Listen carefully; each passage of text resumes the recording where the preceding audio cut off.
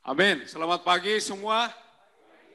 Waduh, kalau udah berpegang sama Tuhan aman ya. Wah, berpegang sama satu sama lain masih goyang.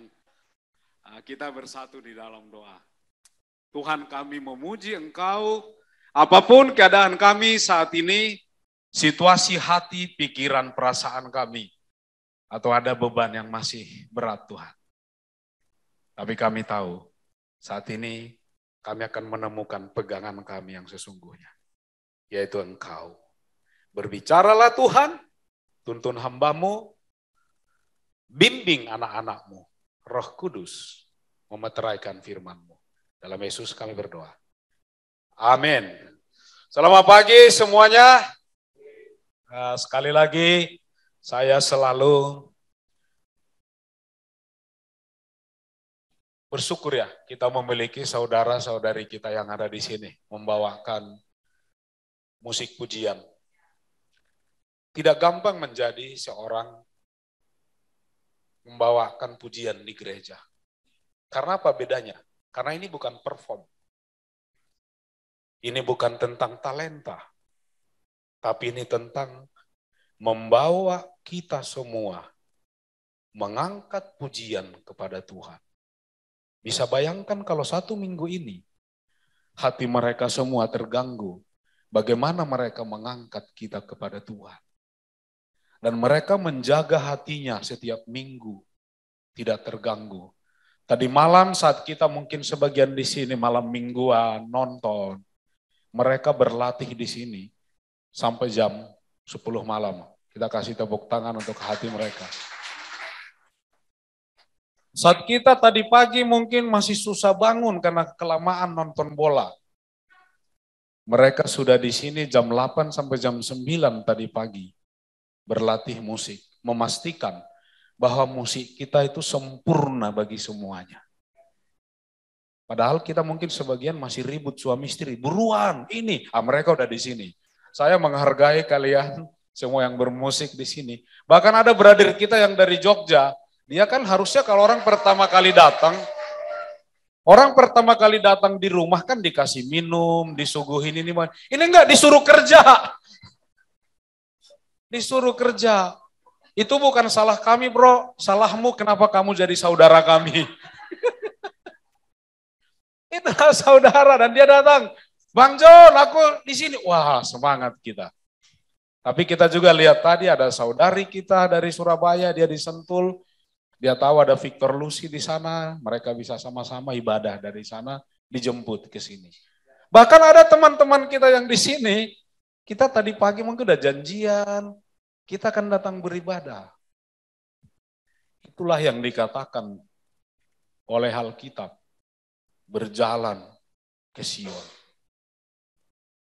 Karena bagi bangsa Israel berjalan ke Sion, mereka akan mengajak seluruh bangsa Israel berjalan. Bukankah kita sekarang lagi berjalan ke rumah Bapa kita? Amin. Makanya kita ajak satu sama lain. Karena kita akan sampai di tujuan seperti lagu tadi. Amin. Saya menghargai semua multimedia kita yang mempersiapkan ini dan minggu lalu katanya ada trouble ya. Masih khotbah pertama terjadi ledakan multimedia. Ini saya nggak tahu kenapa. Mungkin antara bapak di sini berkhotbah semangat, anak di sana deg-degan, kesenggol listrik, kayak nggak tahu lah pokoknya gimana ceritanya. Blur semuanya. Tapi luar biasa dan saya menghargai semua jemaat. Hati kita tidak diatur oleh hal-hal teknis. Tapi hati kita benar-benar ke Tuhan. Amin. Makanya grup Cibubur datang ke sini. Karena mereka bilang di Cibubur itu kami nggak jelas sekarang. Dan mereka mau memperjelas, masih jelas enggak nasib mereka. Dan saya tahu mereka bilang Bogor menyambut kami. Oh ya welcome, silahkan. Setiap minggu di sini kami nggak pernah menolak. Dan bagi teman, sahabat yang pertama kali datang, ini adalah family. Kita menyebut jemaat ini adalah faithful, fruitful family. Kenapa? Kita butuh iman untuk kita sampai ke tujuan kita. Tapi kita butuh family untuk kita juga menghasilkan buah sama-sama bagi dunia. Amin. Itu aja khotbahnya. Kita akan masuk di tema yang baru, yaitu serpents one another. Menajamkan, sharp, dari kata sharp, tajam. Kita akan menajamkan satu sama lain. Masalahnya adalah, banyak Kristen hari ini dia percaya Tuhan membentuk dirinya. Melalui pekerjaan, melalui situasi hidup, melalui kegagalan, melalui segala hal. Tetapi sebenarnya pembentukan Tuhan terbaik bagi kita adalah melalui jemaatnya, persaudaraan. Kita membentuk satu sama lain. Amin. Kenapa saya bisa seperti ini? Karena ada istri saya di samping saya. Banyak yang dibentuk oleh istri saya seperti ini. Dulu waktu kami pertama orang saya bilang, John mendapat anugerah, damai mendapatkan, bencana, musibah. Itu kata orang, harusnya damai lah yang dapat anugerah. Saya dapat musibah. Enggak lah, kita enggak seperti itu. Karena begitulah cara Tuhan. Dan saya bersyukur kita punya satu sama lain di sini yang terus membentuk kita. Orang selalu bertanya kepada saya, apa yang paling banyak membentuk saya seperti sekarang? Sebagai seorang pelayan Tuhan. Yang di hadapan saya inilah yang membentuk saya seperti sekarang.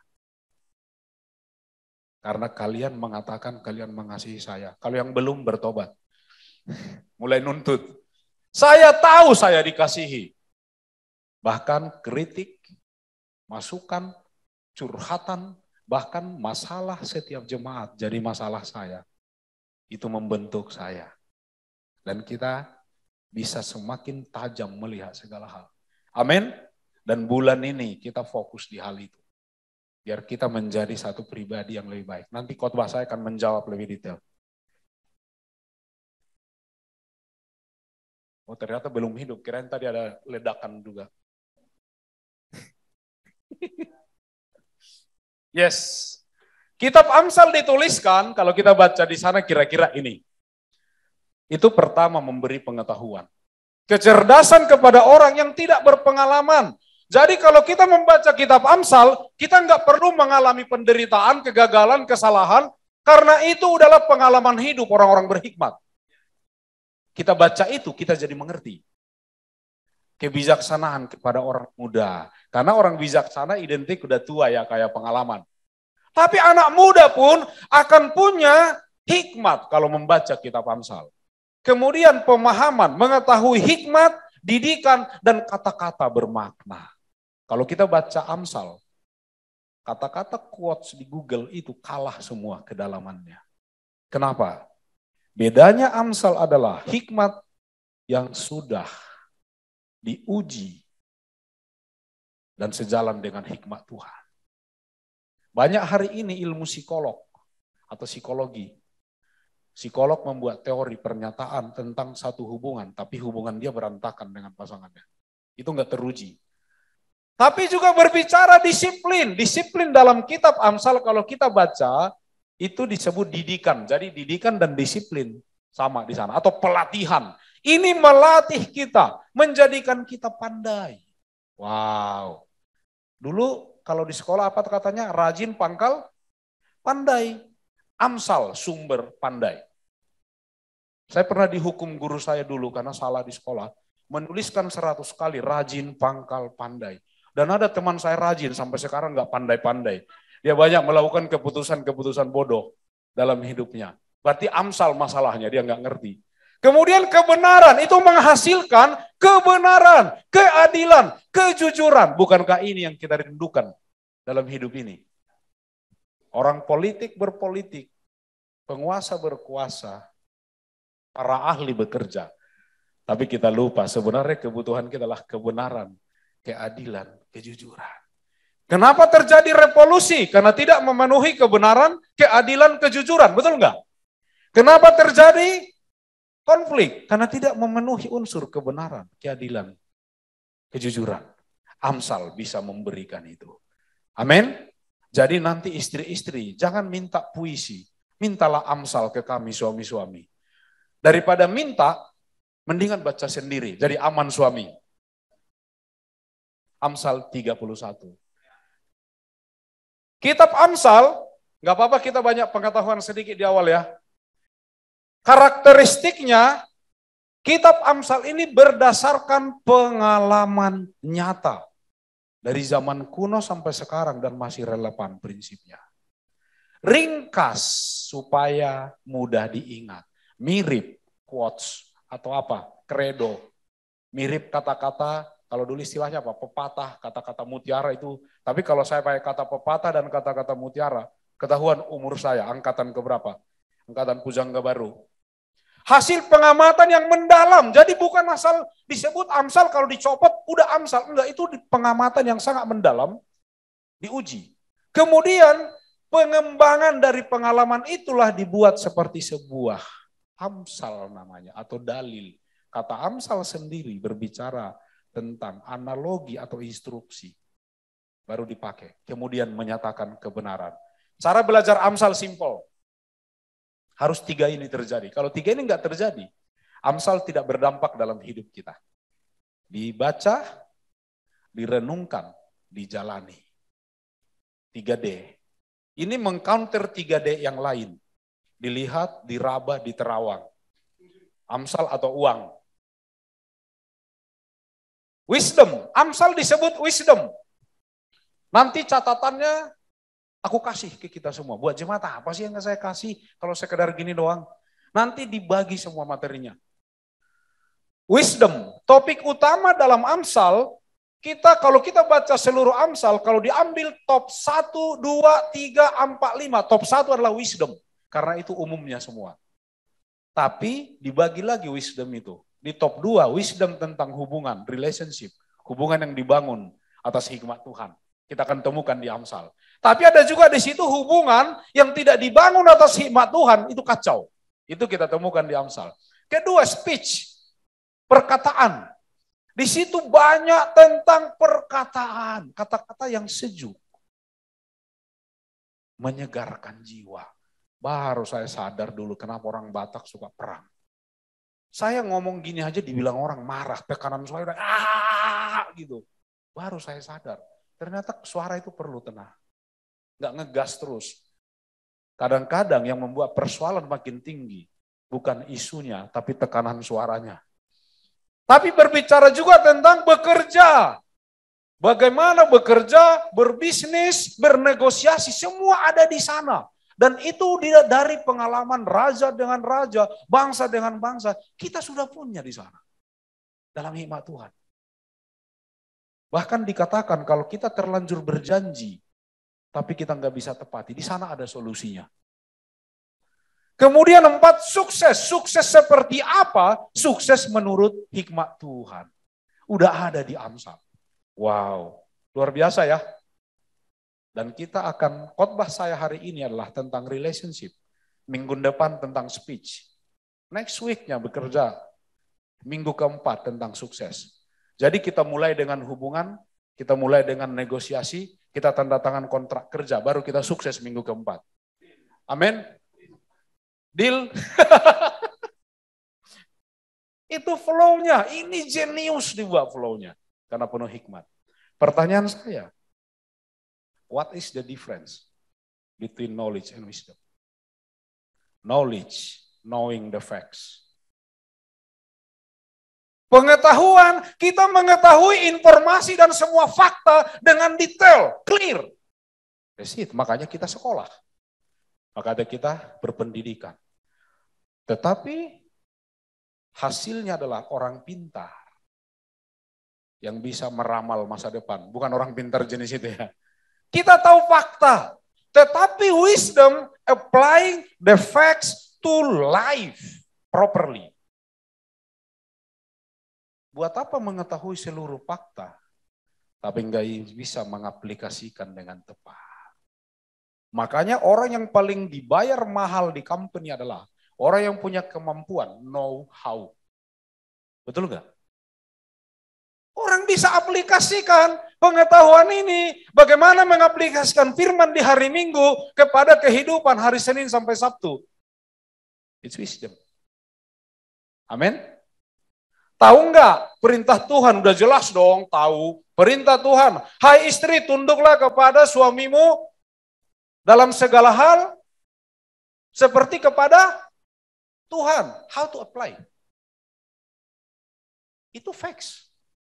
Itu firman. Gak bisa diubah, dalilnya Tuhan. Pertanyaan saya, bagaimana mengaplikasikan istri tunduk kepada suami dalam segala hal? Wow, suami semangat dengar itu ya. Istri menderita. Tetapi dikatakan kepada suami, hai suami, kasihilah istrimu seperti dirimu sendiri. Seperti Kristus telah mati bagi jemaat. Kalau gaji di korting itu belum mengasihi diri sendiri. Dikasih ke istri sekian persen, sekian ditahan. Berat enggak? Berat. Tapi bagaimana mengaplikasikan itu? Itu wisdom. Amin. Hari ini kita akan belajar 3 hal dalam hubungan. Di Amsal dimulai dengan hubungan itu akan membuat kita bertumbuh, membuat kita semakin baik, dimulai dengan memilih pergaulan. Saya enggak baca ayatnya semua, saya baca yang di tengah aja. Amsal 13 ayat 20. Siapa bergaul dengan orang bijak menjadi bijak, tetapi siapa berteman dengan orang bebal menjadi malang. Wow. Pergaulan yang kita pilih bukan hanya menentukan akan seperti apa kita, tapi seperti apa masa depan kita.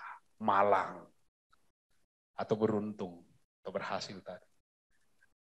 Wow, saya suka. Waktu saya baca ini, saya menulis di personal time with God-nya saya. Pendeta pun harus baca Alkitab tiap hari saat teduh dengan Tuhan.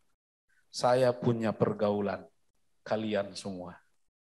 Saya punya saudara-saudari saya yang tidak sempurna, tetapi mau cinta Tuhan. Mau belajar bersama. Di sini saya menemukan kerendahan hati. Di sini saya menemukan orang yang tidak egois, walaupun egonya banyak. Di sini saya menemukan orang yang jatuh tapi tidak menyerah. Di sini saya menemukan orang yang masih bisa melihat pandangan kekal walaupun keadaan di sekitar hancur. Amin. Dan saya melihat iman di sini. Saya melihat kasih di sini. Saya melihat pengharapan di sini. Dan saya bersyukur saya berada di tengah keluarga rohani ini. Amin. Coba lihat satu sama lain. Bersyukur enggak? Jangan lihat mukanya. Muka bentar lagi kita bicara. Bersyukur dulu kita punya satu sama lain. Ketika kita di sini menyanyi, tertawa, memuji Tuhan, saya mau kasih tahu, berapa orang sekarang lagi lonely, orang lagi kesepian, lagi kesakitan, bahkan mungkin lagi ingin bunuh diri. Detik kita di sini, lagi bersuka cita. Jadi kita bersyukur satu sama lain, seperti komuni tadi. Helen tadi bicara, hanya ada satu kata dari seseorang saudarinya. Itu membuat dia berdamai dengan orang. Dan itu membuat dia lega dalam hidup. Amin. Suami istri lihat satu sama lain, udah berdamai enggak? Oh, Victor Lucy udah berdamai. Mas Yo sama Kalita masih dipertanyakan. Ludiman kasih. Kalau Andi sama Joyce, aku no comment. Kalau Charlie Vina, mereka beriman. Aku tahu mereka beriman. Yeah. Yang aku bingung nih, Christian sama Dita kenapa pisah-pisah begini ya?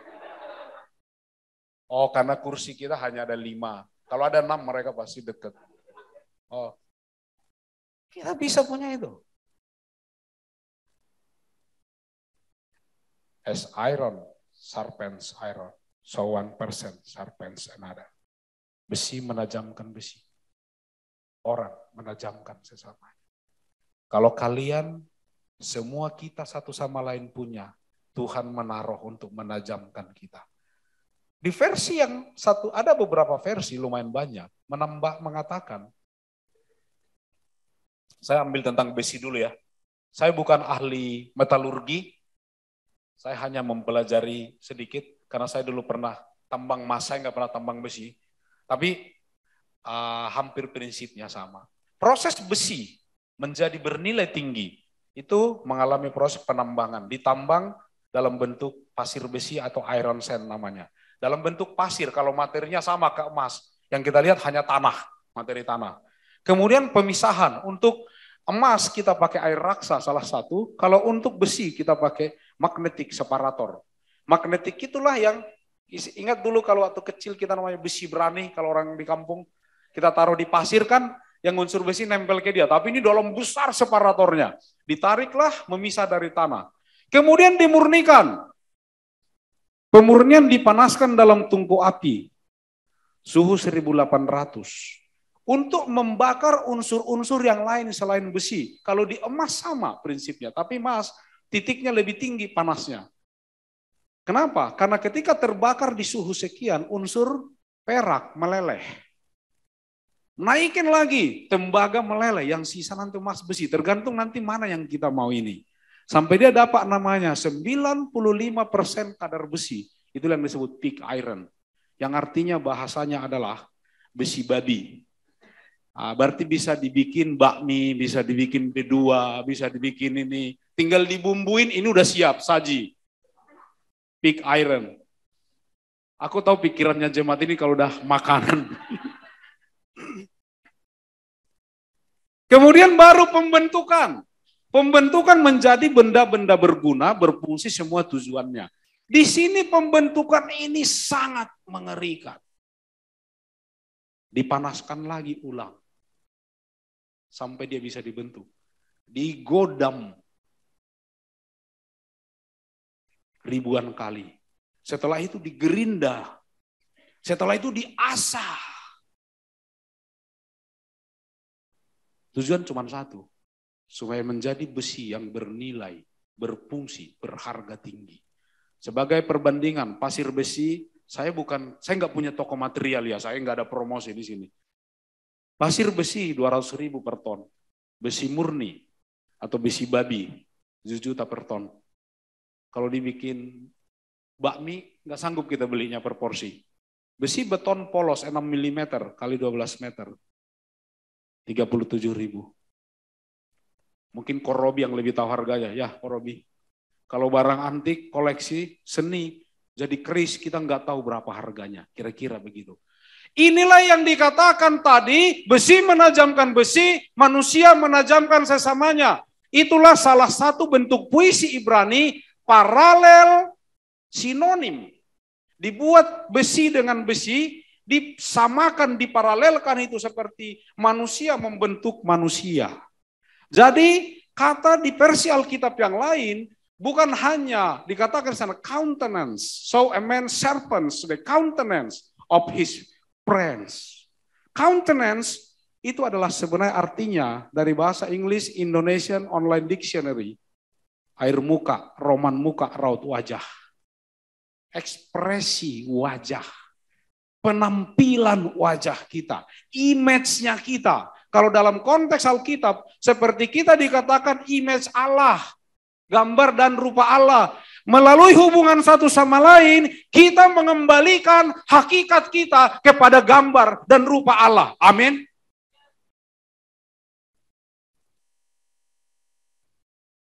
Dikatakan oleh satu teolog, Kittner, countenance almost equals personality here. Like soul, it can stand for the man himself. Terjemahan bebas kira-kira gini. Raut wajah hampir sama dengan kepribadian. Dalam hal ini seperti jiwa yang menopang diri seseorang.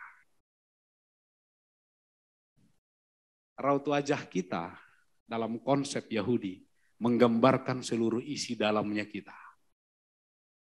Kalau orang jalannya begini, kita akan bilang, orang itu lagi percaya diri. Enggak, berarti kita salah baca. Wajah kita tanpa bicara begini, ini mewakili seluruh apa yang di dalam sini itu maksudnya. Lagi sedih, lagi berduka, lagi kesal, lagi ragu. Yes, itu maksudnya. Jadi bulan ini kita akan berubah semua wajahnya. Enggak usah face off, tapi kita akan melihat kembali wajah yang memancarkan kemuliaan Tuhan. Amin. Wow, single senang. Bulan inilah brother single Yang tadinya nggak melihat saudari itu, mulai melihat. Gini. Begitu juga saudari yang hari ini kurang melihat brother itu, mulai melirik. Wah, aku lihat kemuliaan itu sekarang. Dan terjadilah pernikahan dini.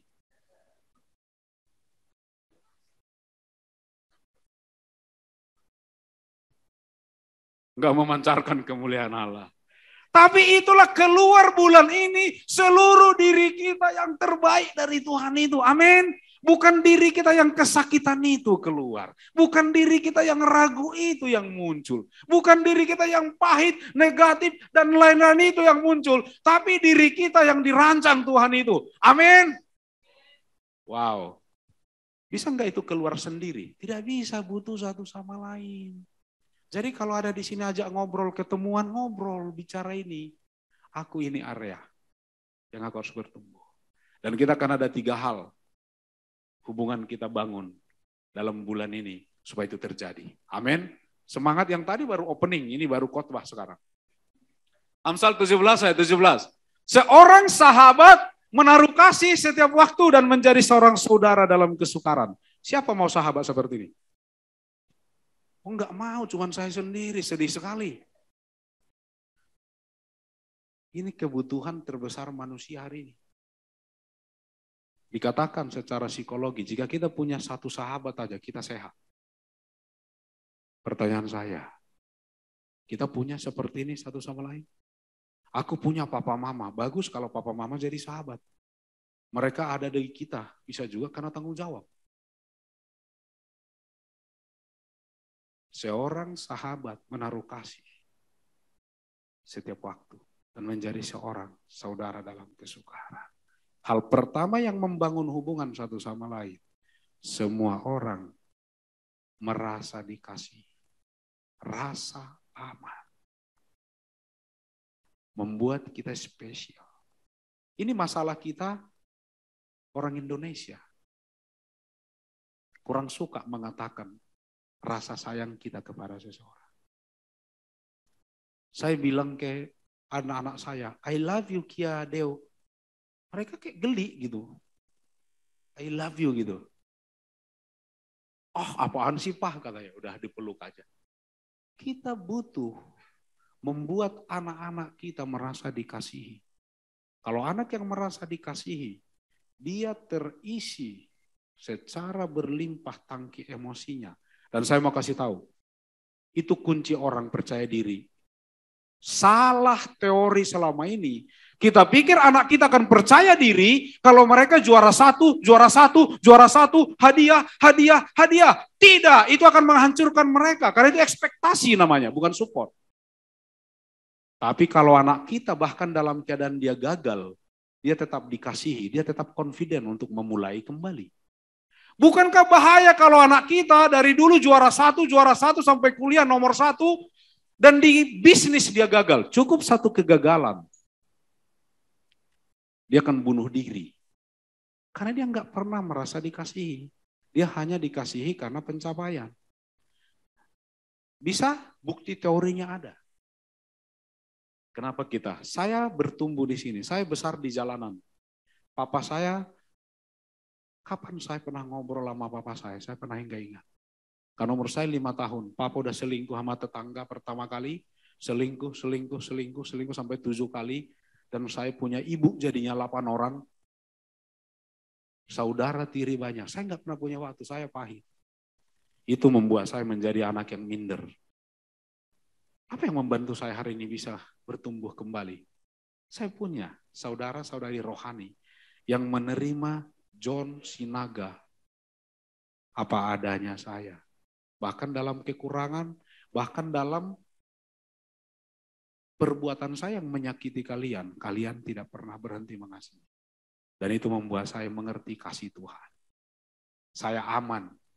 Ketika kita kasihi, orang akan merasa aman. Itulah hubungan yang kita punya bulan ini. Kasih setiap waktu.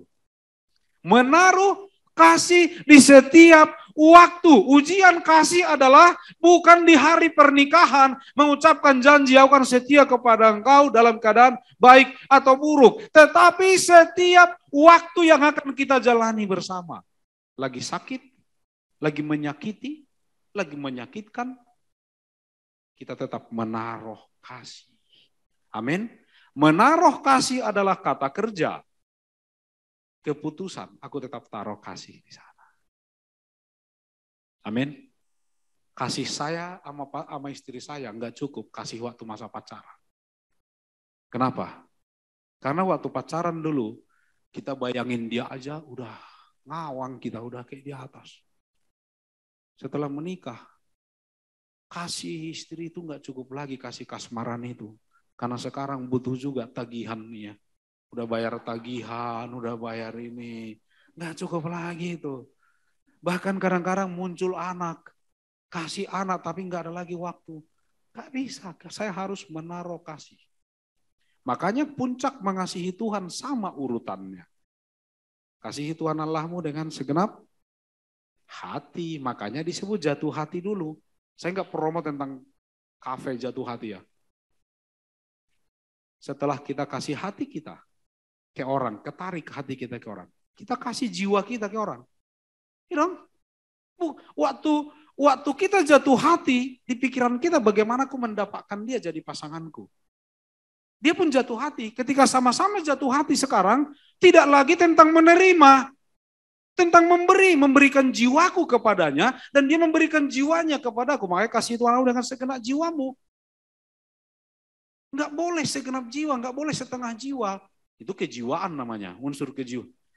Setelah jiwa dikatakan kasih Tuhan Allahmu dengan segenap akal budi. Jiwa sudah bersatu, sekarang tidak cukup cinta yang hanya jiwa bersatu. Butuh akal budi, cinta yang udah ada perhitungannya. Cinta sekarang apa? Gimana biar anak sekolah? Makanya banyak orang sekarang, saya udah lama dengan pasangan saya, kami udah nggak cinta karena nggak ada lagi chemistry yang dulu listrik gitu, gitu. Udah nggak ada, emang udah bukan di situ. Saatnya cinta yang logik sekarang. Mari kita bangun hubungan. Tetapi setelah cinta yang logik, itulah yang membawa kita ke masa depan hubungan ini. Membuat rencana masa depan. Tetapi cinta itu juga diuji. Kadang-kadang nggak jalan juga. Itulah disebut kekuatan. With all your strength. Walaupun tidak merasakan Tuhan, tapi kamu tetap kerahkan kekuatanmu mencintai Tuhan. Kamu tetap mencintai satu sama lain. Walaupun kadang-kadang gak enak. Amin. Kasih setiap waktu. Tetapi lihat apa yang merusak. Si pemarah membangkitkan pertengkaran. Tetapi orang yang sabar memadamkan perbantahan. Kenapa saya ambil kata sabar? Karena konsep Alkitab kita. Kasih itu sabar. Jangan bilang kita mengasihi seseorang kalau kita nggak sabar. Sabar. Dan diakhiri dengan sabar menanggung segala sesuatu. Thank you untuk jemaat sabar terhadap saya dan Damai. Saya masih ingat 30 Juni 2019. Kata-kata saya sama Damai pertama kali ada di Bogor. Ketemu kita semua. Doa saya ke Tuhan. Berikan saya hati untuk bisa mengasihi lebih. Dan saya percaya kasih itulah yang menjaga kita sampai hari ini. Amin. Thank you kesabarannya. Seperti pendeta seperti ini susah sabar. Aku pun menghadapi diriku gak sabar aku. Kadang-kadang pengen marahnya aku sama diriku. Kita harus punya kesabaran satu sama lain. Amin. Karena itu menekan seluruh hal-hal yang merusak hubungan kita. Amin.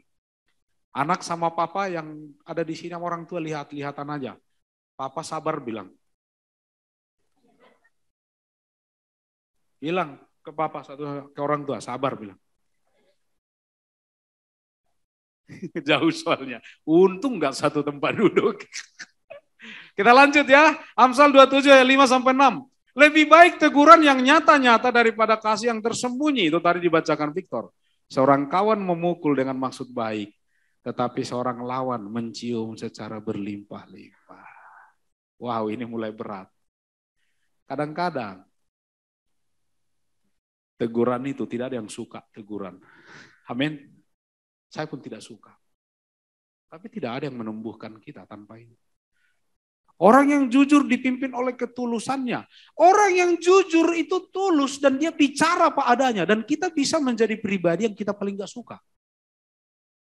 Mengatakan, tetapi bibir yang mengatakan kebenaran untuk tetap untuk selamanya. Kenapa kita tahu ya, dusta dalam waktu tertentu bisa kelihatan lebih benar. Tetapi di akhir itu merusak.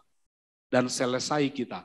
Kejujuran di awal kadang-kadang ditolak, tetapi itulah yang bertahan pada akhirnya. Akan muncul seperti emas murni kalau kita dalami di Mazmur. Kedua, hubungan kita lah hubungan kejujuran. Setulus hati. Aku suka anak kecil. Kenapa hubungan anak kecil itu enak? Jujur apa adanya. Ekspresinya keluar semua. Kalau kita ya semakin berhasil dalam hidup kita. Kalau dulu jalannya gini-gini. Setelah udah mulai sukses, mulai berjalan catwalk. Saya makin aneh kan? Kita dibuat menjaga image dan begitu capek dalam hidup. Jujur aja, ini saya.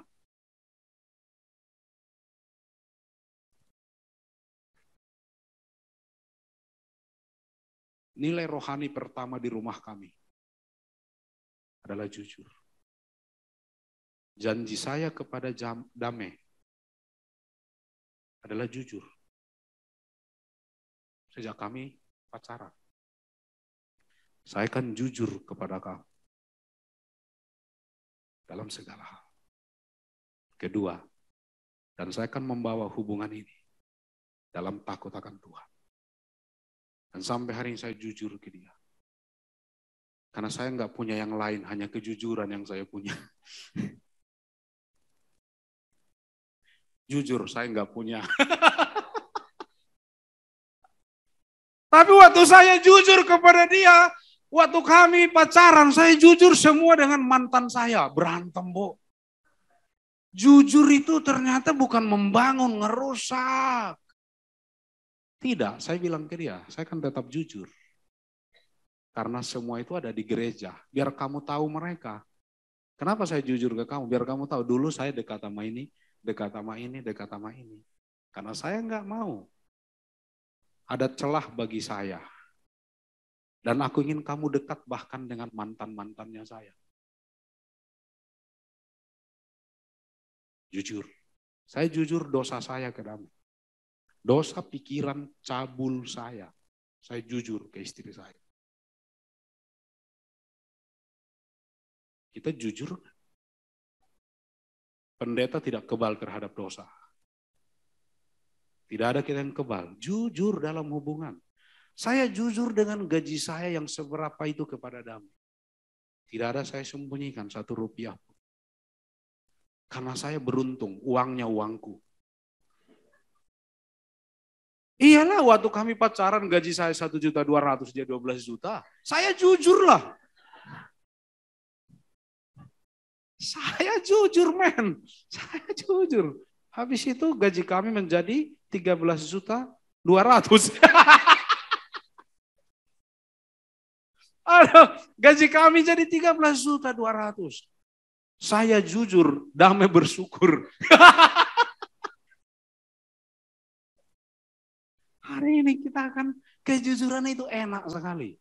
Saya cerita setiap kelemahan saya. Pertemuan awal kemarin jemaat kita bicara ini bulan ini. Feedback. Feedback adalah diadopsi oleh perusahaan. Kita pikir ini istilah perusahaan, ini istilah Amsal. Feedback, masukan. Seeking feedback, receiving feedback, giving feedback. Mencari masukan, menerima masukan, memberi masukan. Inilah cara mengambil keputusan terbaik di dalam company, di negara. Tetapi Kristen tidak mengambil ini menjadi culture di gereja. Kristen tersinggung kalau diberikan masukan. Kita jemaat mau bertumbuh dalam ini, mencari. Kemarin kita udah ajari jemaat mencari masukan itu gimana, menerima yang benar bagaimana, tetapi memberi juga. Karena tadi kita nggak boleh hanya menerima, tapi nggak mau memberi ke orang. Berarti kita nggak saling menajamkan satu sama lain. Semakin orang kenal kita, masukannya semakin sakit nggak? Yes, karena itu makin jujur, makin benar dia mengenal kita.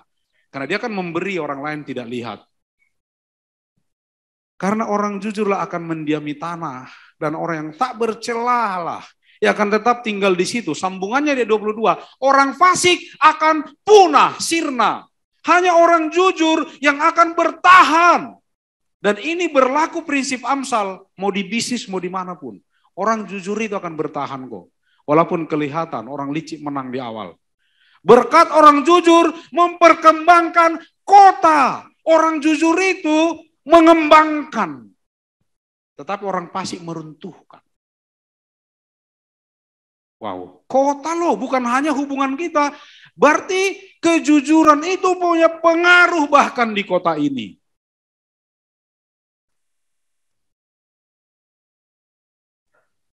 Amin. Mari kita jujur. Kalau ada saudara kita yang mengambil nasihat dulu. Menurut kamu aku gimana ya bro? Aku ingin inilah hubungan kita jemaat dalam bulan ini, makin dalam kita. Apa yang mempermudah kita memberikan nasihat satu sama lain? Jangan memberi nasihat. Belajar dulu semua mencari. Kalau orangnya minta kan enak ngasihnya. Jadi ada juga orang yang dia hanya suka memberi nasihat, tapi nggak suka mencari nasihat. Kita harus punya tiga-tiganya. Amin. Saling semuanya. Kami butuh nasihat orang tua kami di sini. Tapi orang tua kami juga, kita kadang-kadang kasih nasihat, Pak, Ma, jaga kesehatan. Itu kan kasih semua. Di Timotius dikatakan, nasihat adalah bukti kasih. Jadi mari kita terima semuanya untuk kita berkata jujur satu sama lain. Ya, amin. Saya tadi leher baju saya aja di sini masalah tadi. Untung ada Mas Yo, dia jujur. Kamu nggak diurus istri ya? Oh enggak, dia nggak ngomong begitu. Oke. Akhirnya aku ke bawah cari peniti. Dan kami di toilet tadi, aku begini, Mas Yo pasang peniti, jujur kami berdua. Hal-hal kecil memperhatikan satu sama lain. Kenapa? Dulu waktu saya single nggak ada yang perhatikan. Saya masih hidup urakan. Baju saya nggak pernah matching dari atas ke bawah, sepatu nggak pernah. Karena apa yang lagi ada di jemuran itu yang saya lagi pakai. Cilakanya kadang udah pakai yang di jemuran, dicopot udah duluan teman yang pakai. Tapi ada kata-kata jujur. Saya dulu diajari bahkan untuk berterima kasih. Saya nggak pernah berterima kasih ke orang. Dulu model rambut saya belah tengah. Kalau orang tanya kenapa? Ini terinspirasi daripada Israel berjalan di Laut Merah. Ini iman. Saudari nggak peduli. Kalau saya tunjukin foto ke kalian, kalian akan, janganlah ya, jangan. Walaupun itu kejujuran tapi tetap aib. Kita lanjut satu lagi. Janganlah kiranya kasih dan setia meninggalkan engkau. Kalungkanlah itu pada lehermu, tuliskanlah itu pada loh hatimu, maka engkau akan mendapat kasih dan penghargaan dalam pandangan Allah serta manusia. Hubungan kita yang ketiga, kalau yang pertama tadi adalah kasih setiap waktu, kemudian kejujuran yang setulus hati. Yang ketiga adalah kesetiaan satu sama lain. Jangan tinggalkan satu sama lain. Ada no one left behind. Kita adalah keluarga. Perjalanan kita masih panjang ke surga. Jangan ditinggalkan satu. Amin, brothers and sisters. Kalungkan itu. Dengan kasih dan kesetiaan, kesalahan diampuni. Aku akan melakukan kesalahan kepada jemaah. Kita akan melakukan kesalahan satu sama lain. Tapi jangan pergi kasih setianya. Amin. Tetap setia.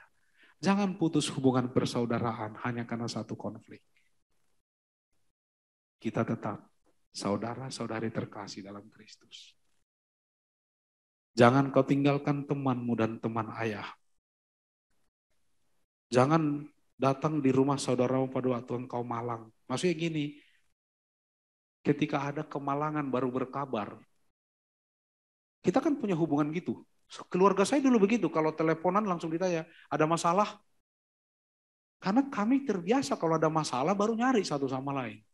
Maksudnya jangan begitu, anytime. Lebih baik tetangga yang dekat daripada saudara yang jauh. Amin. Ini hikmat di dalam Tuhan. Kesetiaan segala situasi. Lihat anak-anak itu. Gak tahu berapa panjang lagi perjalanan kita ke depan. Tapi kita tetap setia bergandengan tangan. Amin. Wow. Saya kalau nggak mau gandeng tangan istri saya, dia gandeng loh. Gak tahu, saya nggak terbiasa gandeng tangan. Karena kalau saya gandeng tangan istri saya, risih rasanya. Kenapa? Karena saya nggak memperlakukan dia sebagai anak kecil. Karena itu di otak saya. Kedua, papa saya dulu kalau jalan sama mama saya ke gereja, mama saya 5 kilometer di depan, papa saya di belakang. Itu dulu. Orang Batak begitu. Masih ada produknya itu. Jangan. Mari kita terus setia satu sama lain. Akal budi yang baik mendatangkan karunia. Tetapi jalan pengkhianat-pengkhianat mencelakakan mereka. Kita harus penuh hikmat dalam hubungan kita. Karena itu mendatangkan karunia. Semua merasa penuh kasih karunia. Tapi satu pengkhianatan. Sebab itu mencelakakan kita satu sama lain. Bukan orang itu, tapi diri kita. Amin. 3 hal kita belajar dalam bulan ini untuk hubungan yang menajamkan kita satu sama lain. Mengembalikan kita kepada image-nya Tuhan itu. Kasih yang memberi setiap waktu. Kejujuran mengatakan setulus hati. Kesetiaan menjalani segala situasi. Amin. Kita bersatu dalam doa. Tuhan Bapa dalam surga, kami bersyukur memiliki satu hikmat di dalam firman-Mu Tuhan. Biarlah kami melihat ke depan. Satu hubungan demi hubungan di dalam ruangan ini dipulihkan. Hubungan kami juga dengan saudara, keluarga, teman, sahabat, bahkan rekan bisnis kami, semua bisa dipulihkan. Karena hikmat Tuhan ada di sana. Jika kami telah melakukan satu kesalahan dalam hubungan, ini saatnya Tuhan, kami memulai kembali dengan kasih, kejujuran, dan kesetiaan. Seperti janji-Mu, semua akan dipulihkan. Pulihkan jemaat-Mu ya Bapa. Dalam Yesus kami berdoa. Amin.